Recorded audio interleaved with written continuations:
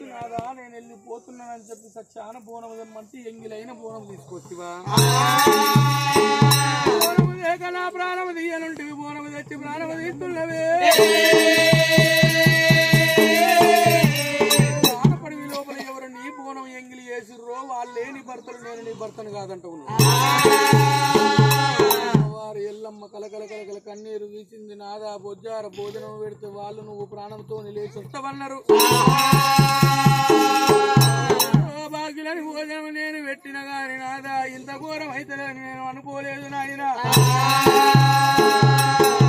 మంచిది అన్నట్టు దేవుడు రాజు ఏమంట ఉన్నాడు భూమి కొట్టి భూమి లేపి సక్షాన బోనం వేసినందుకు దేవుడు వేయలేదు ఏ రాజు వేయలేదు నువ్వు బోనం వేసినందుకు నీ భక్తి నేను వచ్చినంట ఉన్నాడు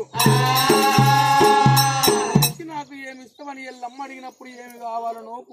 కోరుకున్న వరం కొంగు లోపలిస్తున్నాను వెళ్ళలేని ప్రధానం నాకేమి వద్దు నాయన అమ్మవారు ఆడవిల్ల ఎల్లమ్మ సత్యాన సంతు కోరుకుంటున్నది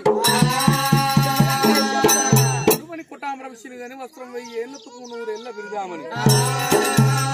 సత్యాన సంతు కోరుకున్నది ఎల్లమ్మ అగ్రుడై మళ్ళీ జమదగ్ని గురుదేవుడు కొడుకులతోని కోటి కష్టం వస్తుందన్నాడు బిడ్డలతోని బ్రహ్మ బాధలు వస్తాయి అన్నాడు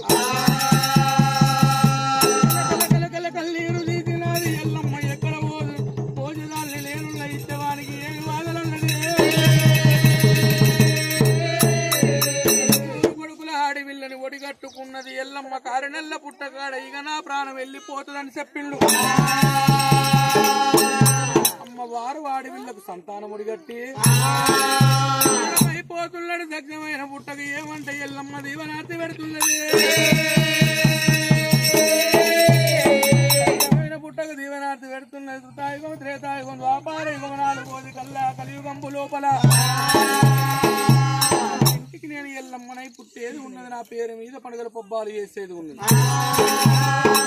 5 జల్ల కడవల్ల నీళ్లు తీసుకొచ్చి పుట్టని వెకిలిచ్చి తనిపోసి కొంగ పెరిగిన పుట్ట బంగారం తీసుకొచ్చి నాగవెల్లి కట్టెలేసుకొని